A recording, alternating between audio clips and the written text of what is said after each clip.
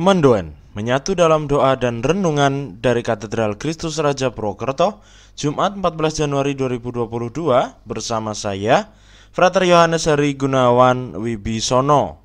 Saudari-saudara yang terkasih, salam sehat dan berkah dalam.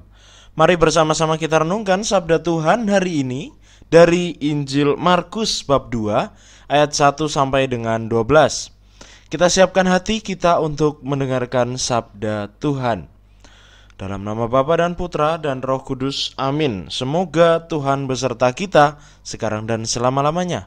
Inilah Injil suci menurut Markus. Dimuliakanlah Tuhan. Selang beberapa hari sesudah Yesus datang ke Kapernaum, tersiarlah kabar bahwa ia ada di rumah. Maka datanglah orang-orang berkerumun sehingga tidak ada lagi tempat, bahkan di muka pintu pun tidak. Sementara Yesus memberitakan sabda kepada mereka, beberapa orang datang membawa kepadanya seorang lumpuh digotong oleh 4 orang. Tetapi mereka tidak dapat membawanya ke hadapan Yesus karena orang banyak itu. Maka mereka membuka atap yang di atas Yesus. Sesudah atap terbuka, mereka menurunkan tilam tempat orang lumpuh itu terbaring. Melihat iman mereka, berkatalah Yesus kepada orang lumpuh itu, "Hai anakku, dosamu sudah diampuni." Tetapi di situ duduk juga beberapa ahli Taurat. Mereka berpikir dalam hati, "Mengapa orang ini berkata begitu? Ia menghujat Allah. Siapa yang dapat mengampuni dosa selain Allah sendiri?" Tetapi Yesus langsung tahu dalam hatinya bahwa mereka berpikir demikian, maka ia berkata kepada mereka, "Mengapa kamu berpikir begitu dalam hatimu? Manakah lebih mudah, mengatakan kepada orang lumpuh itu dosamu sudah diampuni, atau mengatakan, bangunlah, angkatlah tilammu dan berjalanlah? Tetapi supaya kamu tahu bahwa di dunia ini anak manusia berkuasa mengampuni dosa." Lalu berkatalah Yesus kepada orang lumpuh itu, "Kepadamu kukatakan, bangunlah, angkatlah tempat tidurmu dan pulanglah ke rumahmu." Dan orang itu pun bangun, segera mengangkat tempat tidurnya dan pergi keluar di hadapan orang-orang itu. Mereka semua takjub lalu memuliakan Allah, katanya, "Yang seperti ini belum pernah kita lihat." Demikianlah sabda Tuhan. Terpujilah Kristus. Ibu, bapak, saudari-saudara yang terkasih, bacaan Injil yang baru saja kita dengarkan sesungguhnya memperlihatkan bagaimana adanya tegangan antara Yesus dengan ahli Taurat. Tentu Yesus mengajak kita untuk senantiasa memahami bahwa yang namanya kehendak untuk berbuat baik cukup dengan mau. Ada kemauan dari dalam hati, dan kemudian ketika sudah memiliki kemauan yang merupakan dorongan dari Roh Kudus, lalu laksanakan saja. Akan tetapi dalam hal ini ahli Taurat senantiasa membuat orang-orang zaman itu juga menjadi terbatas.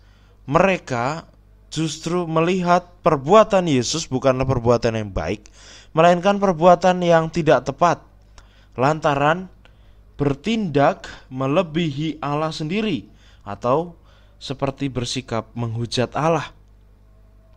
Tentu akhirnya ini merupakan pemahaman yang tidak tepat, yang keliru. Karena bisa jadi mereka beranggapan demikian karena mereka tidak ingin mereka kalah pamor, tidak ingin kalah terkenalnya dengan Yesus. Maka mereka justru malah menjelek-jelekan Yesus dan berbicara Yesus telah menghujat Allah. Namun sesungguhnya kalau kita melihat, Yesus sendiri sudah tergerak hatinya ketika melihat 4 orang tersebut membuka atap untuk menurunkan orang lumpuh. Maka dari itu ia mau untuk mengampuni dan menyelamatkan orang lumpuh itu.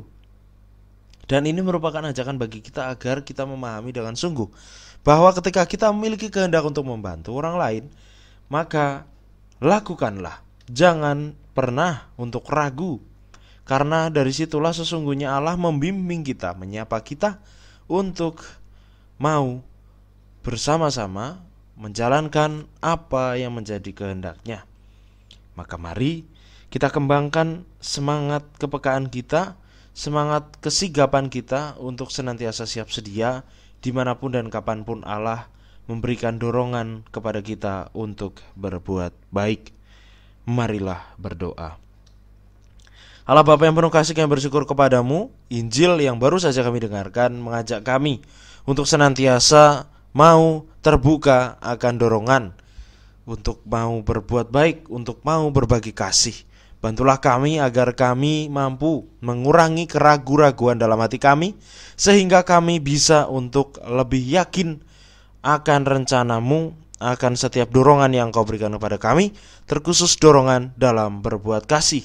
Sebab Engkaulah yang telah senantiasa mengutus kami sebagai rasul-rasul kasih-Mu, kini dan sepanjang segala masa. Amin. Semoga Tuhan berkati kita, melindungi kita terhadap dosa, dan mengantar kita ke hidup yang kekal. Dalam nama Bapa dan Putra dan Roh Kudus. Amin. Selamat beraktivitas, Tuhan memberkati, dan salam mendoan.